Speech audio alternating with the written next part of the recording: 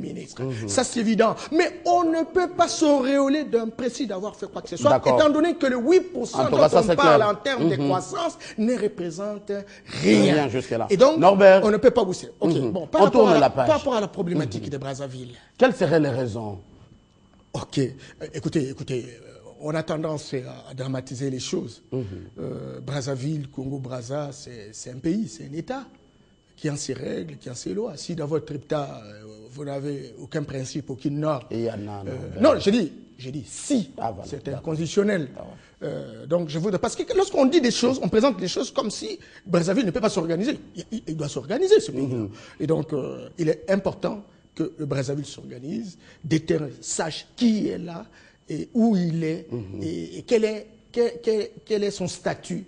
Est-il en règle ou il n'est pas en règle? Même si, c'est très clair qu'il y a des stratégies politiques en prévision de ce que peut représenter le coup de force par rapport au changement constitutionnel, etc. Bon, on n'y revient pas par rapport à ça, mais au moins, l'idée que c'est l'impression que ça donne, c'est que la Brazzaville s'organise. Ce qui est vrai aussi, c'est qu'il faut que nos concitoyens, je sais qu'ils sont en train de fuir le pays.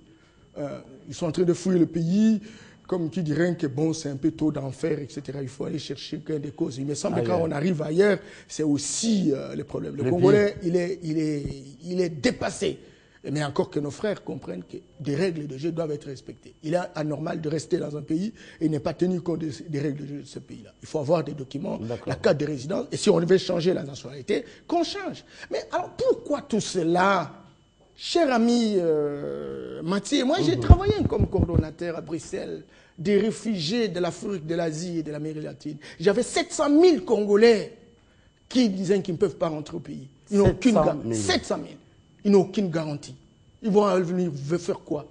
Les amis sont en train d'être prestigieux en disant qu'on a créé de l'emploi, on a créé. Dès lors que même il y a 360 sociétés minières au Katanga, vous savez combien ça rapporte?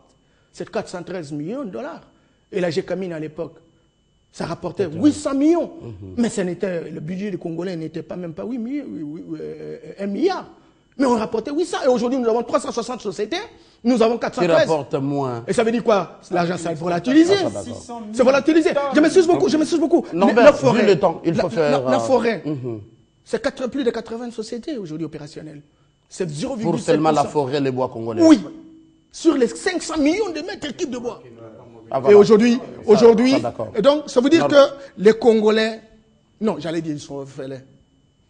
Ils sont orphelins parce que quand vous avez un voisin qui vient chez vous de temps en temps, qui vous connaît de bien, et qui maltraite vos enfants, c'est qu'il n'a pas de respect et de considération sur vous. John Banza. Il faut se poser la question, pourquoi on n'a pas de considération sur moi? C'est peut-être que le voisin voit qu'il ne protège bien ses enfants, et pourquoi ses enfants doivent venir chez moi? Il faut se poser cette question et que ça devienne véritablement un défi, quoi. Voilà. John Banza, le Congo-Brazzaville a le droit de mettre de l'ordre chez lui. Oui, avant d'aller au Congo-Brazzaville, je suis encore à Kinshasa. Juste une seconde. S'il vous plaît. S'il vous plaît, on n'a plus de temps. Oui, voilà. Il ne nous reste... Ce qui s'est passé à Brazzaville, je n'aime pas verser dans des spéculations. Je n'ai pas d'éléments probants, mais à considérer les réalisations qui sont en train d'être menées par ce gouvernement.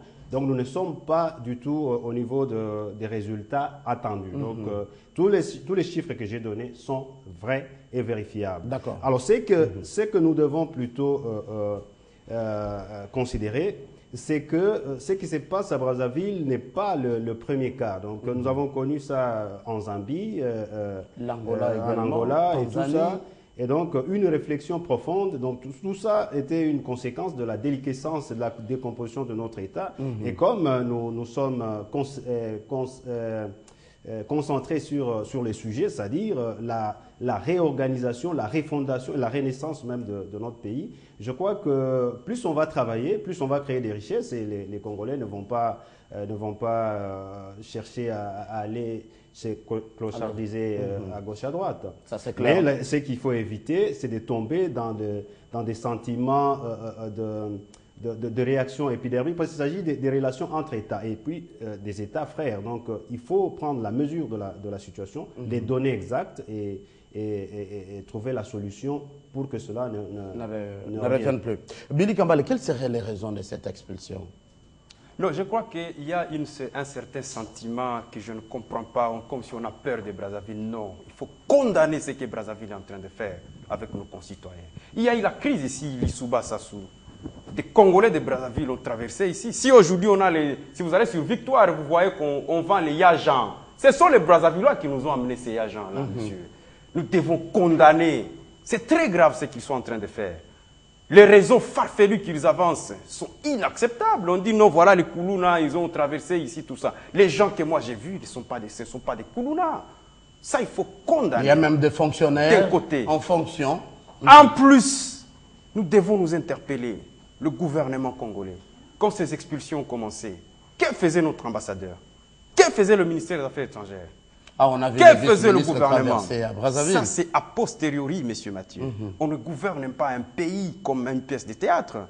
On gouverne un pays en prévision. On devait savoir qu'il y a des Congolais. On a créé ici un ministère des Congolais de l'étranger. Qui n'existait plus. Qui n'existait plus. Donc, ça veut dire le gouvernement, ou si vous voulez, celui qui compose le gouvernement n'avait pas trouvé la raison d'être de ces ministères. Ça veut dire qu'il y a un problème de leadership dans notre pays. Ce que nous devons faire plus tôt, c'est lorsque des actes comme ça arrivent, nous devons interpeller nos voisins. Les Congolais doivent être protégés quoi qu'ils aient fait. Crispin Ngoy. Protégés quoi qu'ils aient fait. Et nous ne tolérons pas qu'un État touche à nos citoyens comme si les Congolais ne valent plus rien.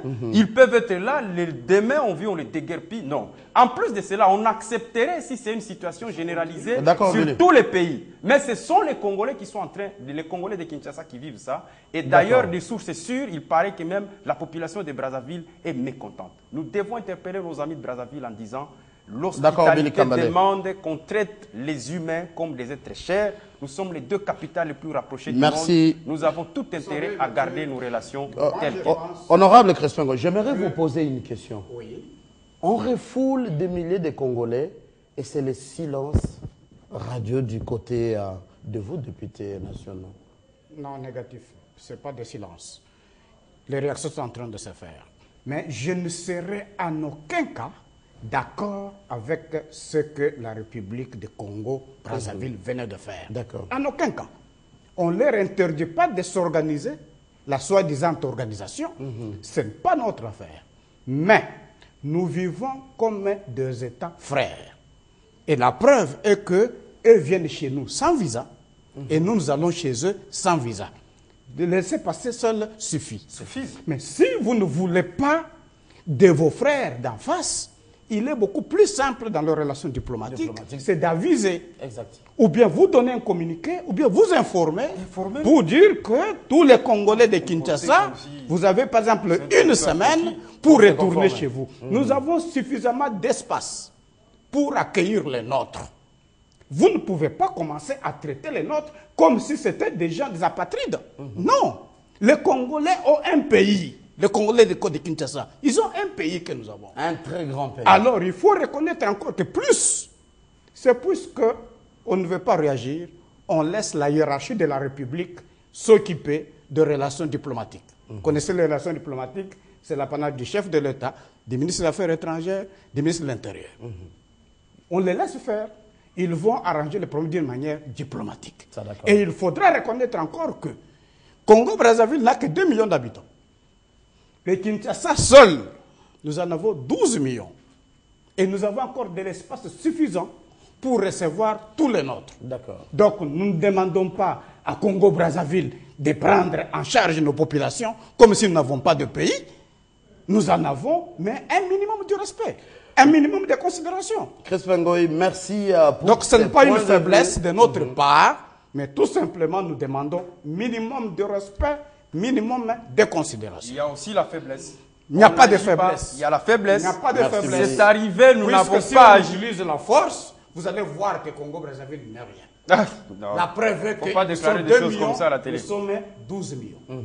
Kinshasa seulement. Mais c'est resté par... Donc, ce n'est pas la Le faiblesse. Rwanda, c'est 26 000 Donc, ce n'est km. pas la faiblesse. C'est un On ne territoire. parle Le pas de la Rwanda, c'est moins que le superficie. Congo. Ce n'est pas la Faut pas faiblesse. C'est pas les nombres qui Nous sommes jouent. un pays ordonné. Restons hommes d'État, Nous tout en laissons- condamnant, nous restons laissons hommes d'État. Les relations diplomatiques, On va terminer les par là. relations entre États, c'est géré au niveau supérieur. Supérieur. Voilà. Merci Restons pour hommes ces d'État. points de vue très Mais un enrichissants. minimum de considération du Matata Pogno, 2 ans, quel bilan? Bilan mitigé, RDC et République de Congo-Brazzaville, 2 pays pourtant en bonne coopération. Mais pourquoi ces refoulements au risque des Congolais de la RDC vivant à Brazzaville? Merci à Norbert Yamba, membre de la société civile, d'être venu. Billy Kambale Chongo, cadre de l'UNC, merci. Crispin Goï Tamboué, député national. Ruidek, vous êtes de la MP. Merci d'être venu. John Banzalunda, vous êtes cadre de l'INAFEC également, de l'AMP. Merci d'être venu. Surtout, merci à vous qui ne cessez de nous soutenir et de nous suggérer de bonnes propositions pour l'amélioration de votre mission. Très bonne suite de vos programmes sur votre chaîne.